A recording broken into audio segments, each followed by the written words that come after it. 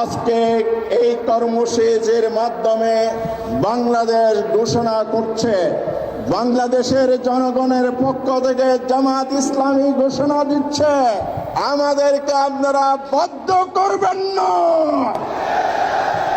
48 ঘন্টা সময় দেয়া হলো।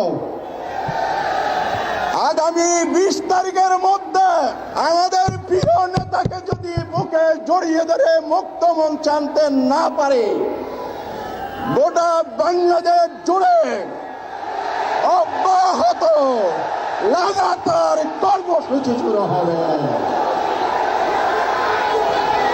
আমাদের ধৈর্য পরীক্ষা করবেন না।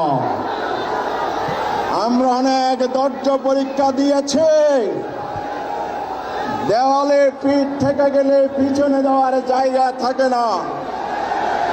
সুতরাং বাংলাদেশ ফুঁসে ওঠার আগে, উত্তাল তরঙ্গমালা আন্দোলনের ঢেউ বাংলাদেশে ছড়িয়ে পড়ার আগে আপনাদের শুভবুদ্ধির উদয় হোক।